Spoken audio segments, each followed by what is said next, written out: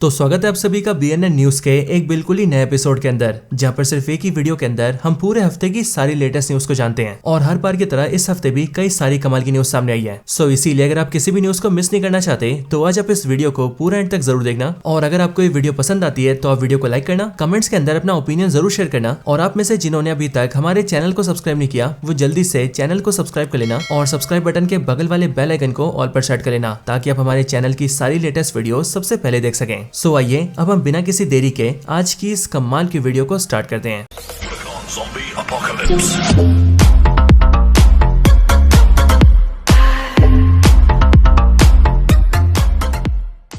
तो आइए इस बार भी शुरुआत करते हैं सबसे पहले एवेंजर्स डूम्सडे की न्यूज से, क्योंकि पिछले हफ्ते की तरह इस हफ्ते भी एवेंजर्स डूम्सडे से सबसे बड़ी बड़ी खबरें सामने आई है। एवेंजर्स डूम्सडे मूवी से सबसे पहली न्यूज तो निकलकर ये सामने आई है कि इस मूवी के अंदर हमें कैप्टन अमेरिका यानी कि स्टीव रॉजर्स एंड उनकी वाइफ पैगी कार्टर दोनों दिखाए जाएंगे। और दोस्तों मूवी के अंदर हमें जो सीन दिखाया जाएगा वो बिल्कुल वहीं से कनेक्टेड होगा जिस वाले सीन को हमने एवेंजर्स एंड गेम के फाइनल सीन में देखा था। क्योंकि आप सभी को याद हो तो वहां पर हमने ये देखा था कि जब कैप्टन अमेरिका सारे स्टोन्स को वापस रख देते हैं तब उसके बाद वो सीधा पैगी कार्टर के पास जाते हैं एंड उसके साथ मिलकर अपनी लाइफ को आगे बढ़ाते हैं। साथ ही साथ मूवी के फाइनल सीन में हमने वहां पर कैप्टन अमेरिका और पैगी कार्टर का डांस भी देखा था, जो डांस वो दोनों अपने घर के अंदर कर रहे थे। हालांकि दोस्तों आप लोग ये सोच रहे होंगे कि मैं एवेंजर्स एंड गेम वाले सीन को यहाँ पर इतने डिटेल में क्यों डिस्कस कर रहा हूँ। सो दोस्तों ऐसा इसीलिए है क्योंकि अब इस वाले सीन को अब आने वाली एवेंजर्स डूम्सडे के अंदर यूज किया जाएगा। असल में दोस्तों एवेंजर्स डूम्सडे के सेट से इस बात का कंफर्मेशन आ चुका है कि अपने जो मार्वल के लोकी है यानी कि एक्टर टॉम हिडलसन, उन्होंने एवेंजर्स डूम्सडे के लिए शूटिंग स्टार्ट कर दी है। लेकिन सिर्फ ये नहीं बल्कि खबर ये भी सामने आई है कि लोकी एवेंजर्स डूम्सडे के अंदर जितने भी सीन्स को शूट करेगा उनमें से लोकी के एक सीन की शूटिंग कैप्टन अमेरिका के उसी घर पर होगी जिस घर के अंदर हमने एंड गेम के फाइनल सीन में कैप्टन और पैगी कार्टर को डांस करते हुए देखा था। और डूम्सडे मूवी के सीन्स के अकॉर्डिंग लोकी वहां कैप्टन के घर पर बहुत ही जरूरी काम से जाएगा। हालांकि जब लोकी वहां पर पहुंचेगा तो वो ये देखेगा कि वहां पर कैप्टन और पैगी के बच्चे भी हो चुके हैं। और वो इसीलिए दोस्तों क्योंकि एवेंजर्स डूम्सडे मूवी के लिए कैप्टन अमेरिका और पैगी कार्टर के बच्चों के भी रिमर्स बाहर आए हैं और इसीलिए हो सकता है कि इस मूवी में हमें इन दोनों के बच्चे भी दिखाए जाएं। लेकिन दोस्तों अब इसके आगे आपको जो मैं न्यूज बताने वाला हूँ वो सबसे इंटरेस्टिंग है। और वो इसीलिए क्योंकि इस न्यूज के अकॉर्डिंग जब एवेंजर्स डूम्सडे मूवी में लोकी कैप्टन के घर जाएगा तब वहां पर वो कैप्टन के घर पर आने वाला अकेला शख्स नहीं होगा, बल्कि उसके अलावा वहां पर डॉक्टर डूम भी आएगा। और ऐसा भी दोस्तों इसीलिए क्योंकि डूम्सडे के साइड से इस बात के भी रिमर्स बाहर आए हैं कि डूम्सडे मूवी के अंदर एक सीन ऐसा भी होगा जिसके अंदर डॉक्टर डूम,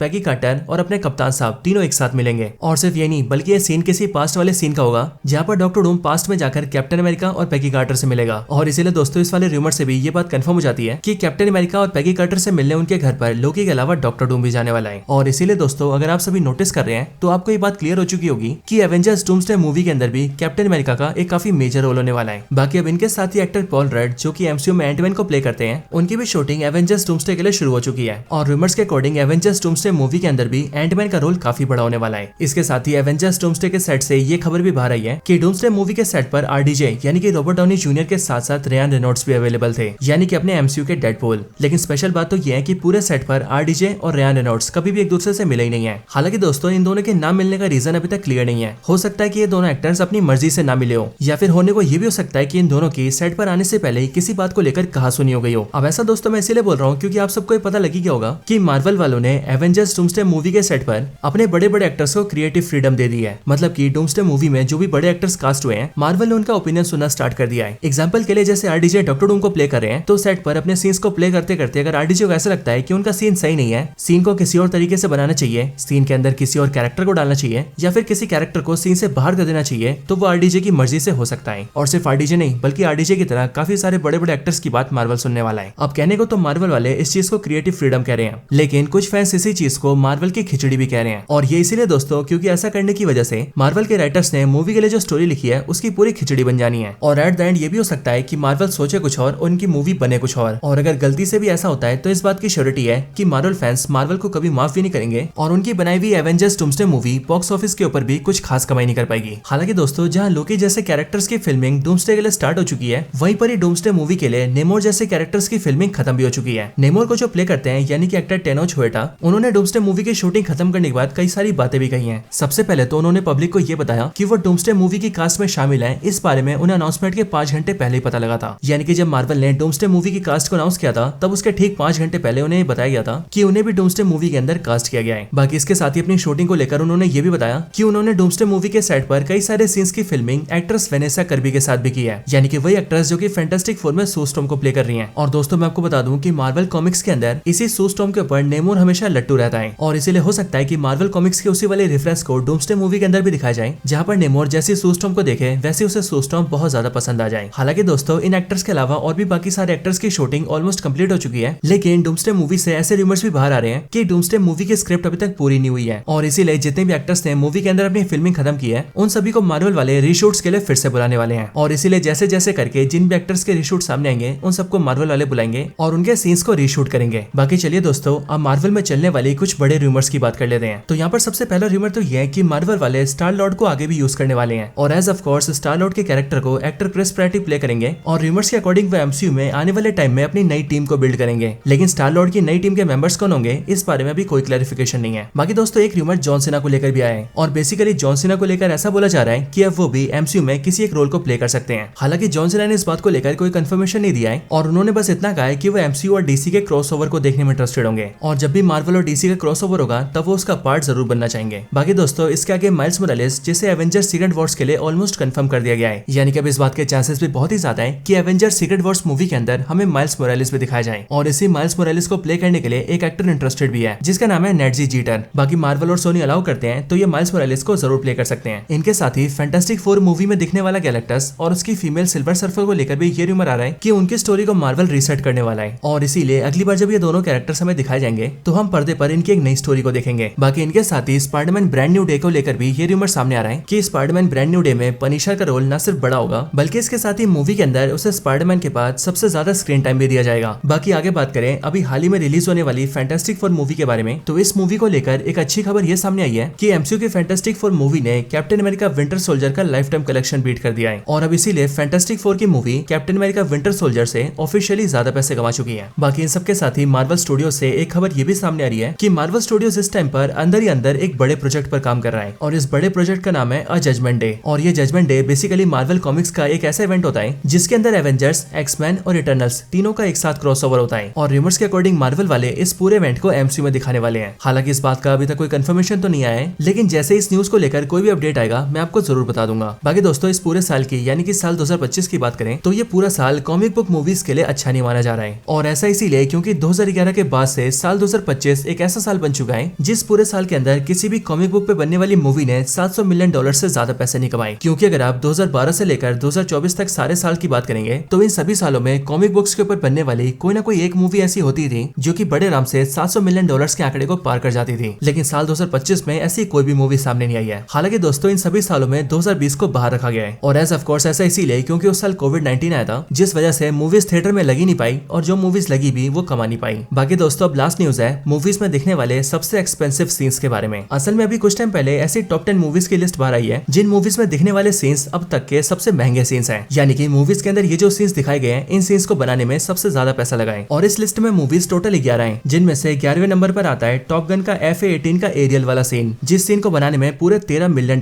खर्च हुए थे। इसके बाद आता है डार्क नाइट राइसेस का मिड एयर प्लेन वाला स्टंट, जिस पूरे सीन को बनाने में $20 मिलियन लगे थे। देन उसके बाद है मिशन इम्पॉसिबल 7 का ये ट्रेन वाला सीन, जिसको बनाने में $21 मिलियन लगे थे। उसके बाद आता है टेनेट मूवी का ये प्लेन क्रैश वाला सीन, जिसे बनाने में $22 मिलियन लगे थे। देन उसके बाद आता है सेविंग प्राइवेट रयान मूवी का ये बीच ओपनिंग वाला सीन, जिसमें $24 मिलियन लगे थे। देन उसके बाद आता है वाटर वर्ल्ड मूवी का ये फ्लोटिंग अटैक वाला सीन, जिसे बनाने में $47 मिलियन लगे थे। उसके बाद आता है स्पीड 2 मूवी का ये क्रूज शिप टकराने वाला सीन, जिस पूरे सीन को शूट करने में $50 मिलियन खर्च हुए थे। इसके बाद आता है स्पेक्टर रोम कार चेस वाला सीन, जिसे बनाने में $50 मिलियन लगे थे। देन उसके बाद आता है एवेंजर्स एंड गेम का ये फाइनल बैटल वाला सीन, जिसे बनाने में पूरे $60 मिलियन लगे थे। देन उसके आगे है द मैट्रिक्स रीलोडेड मूवी का नियो वर्सेस ये स्मिथ वाला सीन, जिसमें अनगिनत स्मिथ मिलकर नियो पर अटैक कर देते हैं। इसे बनाने में लगे थे $70 मिलियन। और अब इन सबके बाद है टाइटैनिक मूवी का ये शिप के डूबने वाला सीन, जिसे बनाने में $141 मिलियन खर्च हुए थे। एंड इसी वजह से दोस्तों टाइटैनिक मूवी का ये शिप डूबने वाला सीन एंटायर मूवी हिस्ट्री का सबसे महंगा सीन माना जाता है। वैसे दोस्तों यही सारी न्यूज थी आज की वीडियो के अंदर। आपको वीडियो पसंद आई हो तो आप वीडियो को लाइक जरूर करना, वीडियो के कमेंट बॉक्स के अंदर एक प्यारा सा कमेंट भी कर देना। आपको कुछ पूछना हो तो कमेंट में जरूर पूछना, और आप में से जिसने चैनल सब्सक्राइब नहीं किया वो जल्दी से चैनल को भी सब्सक्राइब कर लेना। बाकी अगर आपको ऐसी और भी कमाल की वीडियोस देखनी हो तो उसके लिए चैनल को चेकआउट करना, क्योंकि चैनल में आपको ऐसी और भी कई सारी वीडियोस मिलेंगी। सो आप जाइए और आपको जो वीडियो पसंद आए उसे वॉच करिए। बाकी दोस्तों मैं मिलता हूँ आपसे ऐसी किसी और बेहतरीन वीडियो में, तब तक के लिए गुड बाय।